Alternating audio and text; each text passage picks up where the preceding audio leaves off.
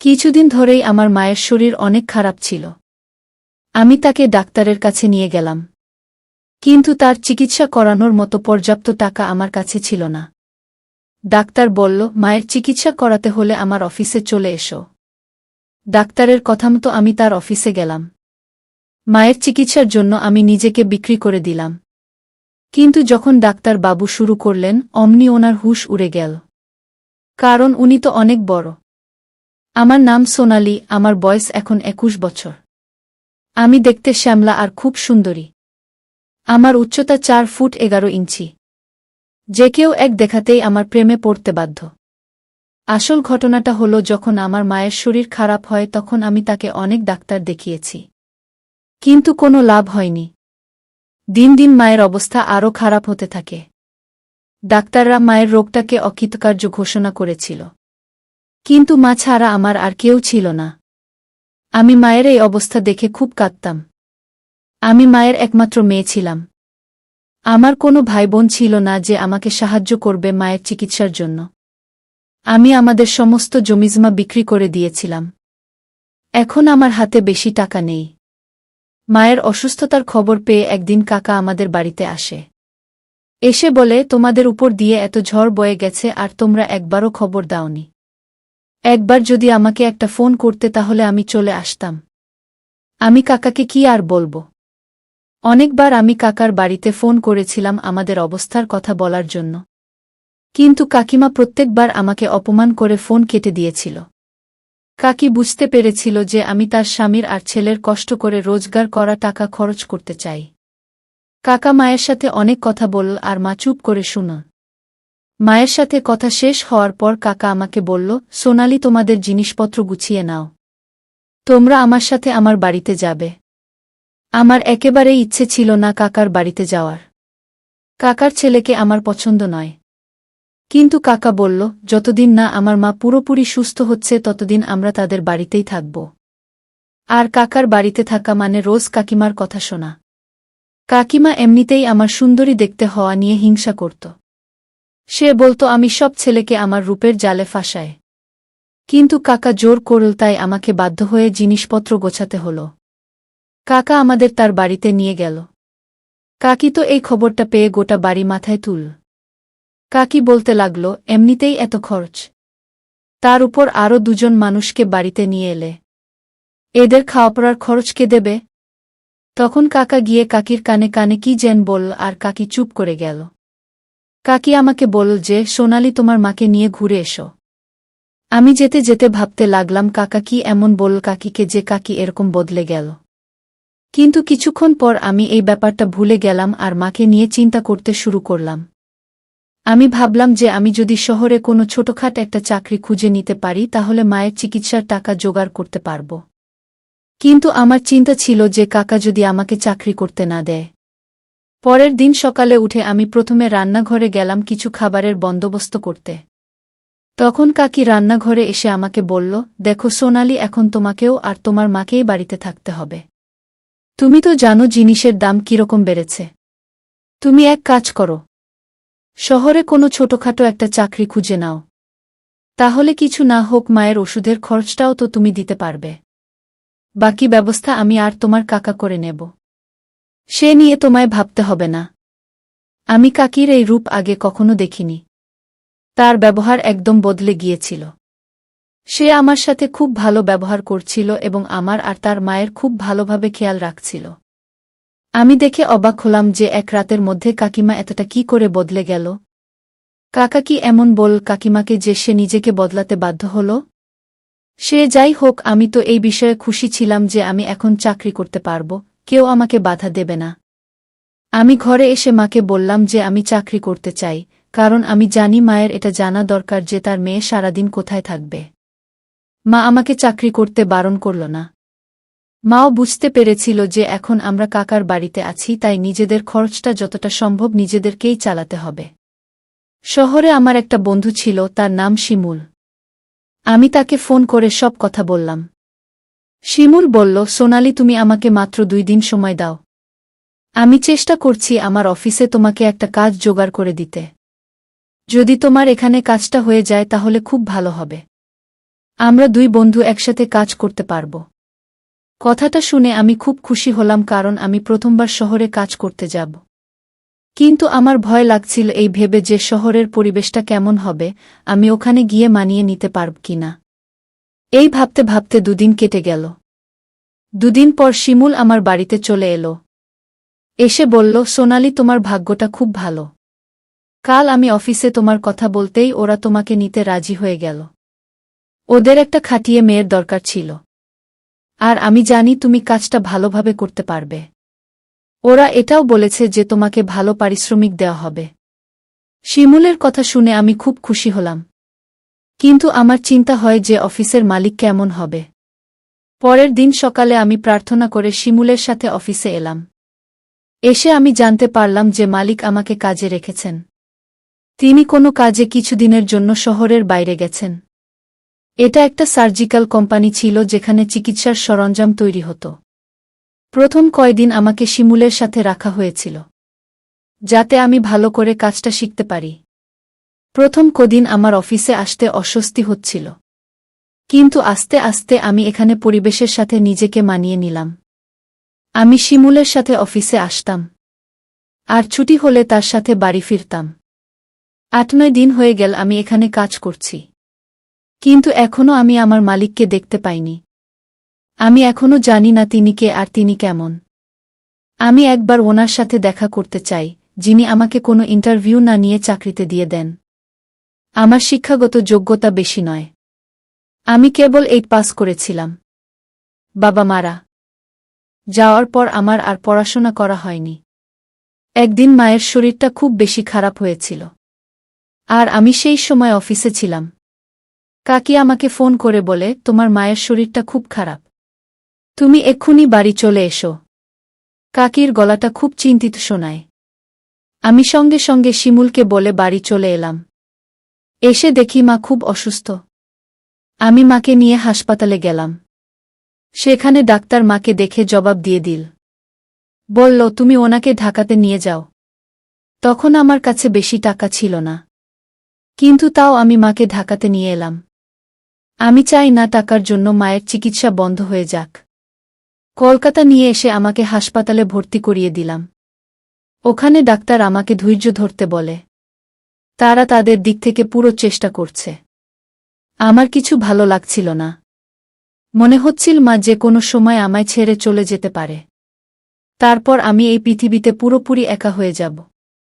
2-3 ঘন্টা পর ডাক্তার আমাকে তার অফিসে ডাকেন আর ডেকে বলেন, তোমার মায়ের অবস্থা খুব খারাপ। তার কিডনি দুটো খারাপ হয়ে গেছে। আমাদের এখনই তার চিকিৎসা শুরু করতে হবে। তার জন্য তোমাকে 4 লাখ জমা দিতে হবে। তবেই আমরা তোমার মায়ের চিকিৎসা শুরু করতে পারব। এত মোটা টাকার কথা শুনে তো আমার হাত পা কাঁপতে থাকে। আমি ভাবতে থাকি, এতগুলো টাকা আমি কোথা থেকে জোগাড় করব। ডাক্তার বাবু মনে হয় আমার অবস্থাটা বুঝতে পারছিলেন। তিনি আমাকে জিজ্ঞেস করেন, তোমার কিছু অসুবিধা থাকলে আমায় বলতে পারো। আমি আমার 2 হাত দিয়ে মুখ থেকে কাঁদতে লাগলাম। আর কাঁদতে কাঁদতে বললাম, ডাক্তার বাবু, আমার কাছে পয়সা নেই। আমি আমার মায়ের চিকিৎসা করাতে চাই, কিন্তু আমার কাছে একটা টাকাও নেই। আপনি বলে দিন কি এমন করলে আমি আমার মায়ের চিকিৎসা করাতে পারব। আমি অনেক কষ্টে টাকার ব্যবস্থা করে উনাকে ঢাকাতে নিয়ে এসেছি। ডাক্তার বাবু চিন্তায় পড়ে যান। উনি আমার কাঁধে হাত রেখে বললেন, ঠিক আছে, আজ বিকেলে তুমি আমার অন্য একটা অফিসে এসো। সেখানে আমি তোমাকে কাজ দেব আর টাকাও দেব, যেটা দিয়ে তুমি তোমার মায়ের চিকিৎসা করাতে পারবে। তুমি যদি আমার কথা না শোনো তাহলে তোমাকে আর বাঁচানো যাবে না। আমি কোনোভাবেই মাকে হারাতে চাই না। তাই আমি ডাক্তার বাবুর কথা মেনে নিলাম। বিকেলে আমি ডাক্তার বাবুর দেওয়া ঠিকানায় গিয়ে পৌঁছালাম, যেখানে ওনার আরও একটা অফিস আছে। সেখানে গিয়ে আমার একটা বড় ঝটকা লাগল, কারণ সেটা সেই অফিস যেখানে আমি শিমুলের সঙ্গে কাজ করি। সন্ধ্যা 6টা বাজছিল। ডাক্তার বাবু আমার জন্য অপেক্ষা করছিলেন। তিনি আমাকে দেখে হাত ধরে তার অফিসে নিয়ে আসেন এবং বসতে বলেন। আমার একটু ভয় করছিল, কারণ অফিসে আমি একদম একা ছিলাম। কিছুক্ষণ বসার পর ডাক্তার বাবু বললেন, তুমি তো তোমার মায়ের চিকিৎসা করাতে চাও, তাই না? তুমি আমার জন্য কি করতে পারবে? আমি বললাম, স্যার, আপনি যা বলবেন আমি তাই করব। আপনি শুধু আমার মাকে বাঁচিয়ে দিন। আমার কথা শুনে ডাক্তার বাবু কিছুক্ষণ ভেবে বললেন, তোমাকে আমার সাথে সম্পর্ক করতে হবে। আমি তোমার থেকে যা চাইব তোমাকে তাই দিতে হবে। তুমি যদি আমার কথা শোনো তাহলে তোমার মায়ের চিকিৎসার সব খরচ আমি দেব। আর যদি না শোনো তাহলে কালকে তোমার মাকে নিয়ে অন্য কোনো হাসপাতালে চলে যেও। ওনার কথা শোনা ছাড়া আমার আর কোনো উপায় ছিল না। আমি বুঝতে পারছিলাম ওনার নজর আমার শরীরের দিকে। উনি আমাকে ভোগ করতে চান। আমি বললাম, স্যার আপনি আমাকে কাজ দিন আর প্রতি মাসে পারিশ্রমিকটা আপনি রেখে দেবেন। উনি বললেন, তুমি সত্যি খুব সরল। এতগুলো টাকা কি কেউ এমনি এমনি দেয়? তুমি আমাকে আমার জিনিসটা দিলে আমি তোমাকে তোমার জিনিসটা দেব। বাধ্য হয়ে আমাকে মায়ের চিকিৎসার জন্য নিজের দেহ আর সম্মান দুটোই বিক্রি করতে হয়। আমি নিজেকে বিকিয়ে দেই। আমার নিজের উপরে যা হচ্ছিল পৃথিবীর সমস্ত ডাক্তারদের উপর রাগ হচ্ছিল। মনে হচ্ছিল এরা কেমন ডাক্তার? রোগীদের প্রাণ বাঁচানোর জন্য এরা লোককে নিজেদের ইচ্ছেমতো ব্যবহার করে। আমার নিজের উপরও রাগ হয় এই ভেবে যে আমি এরকম একটা জায়গায় চাকরি করছিলাম। আমি যদি জানতাম যে শিমুল আমাকে যে অফিসে কাজ করতে নিয়ে যাচ্ছে সেখানে ডাক্তার এরকম, তাহলে আমি কখনোই এই চাকরিটা করতাম না।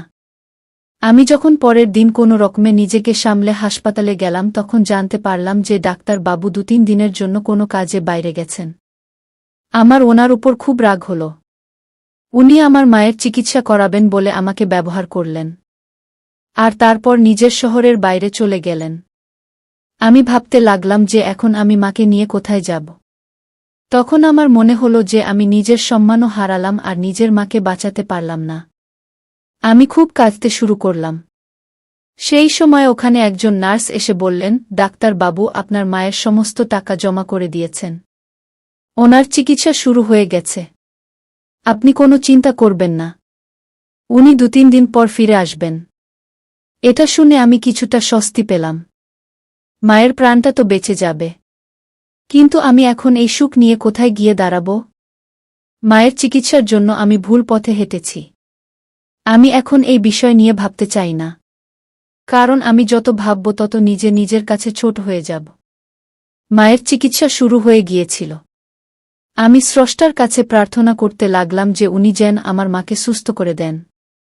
আর আমি যেটা করেছি তার জন্য আমাকে ক্ষমা করে দেন।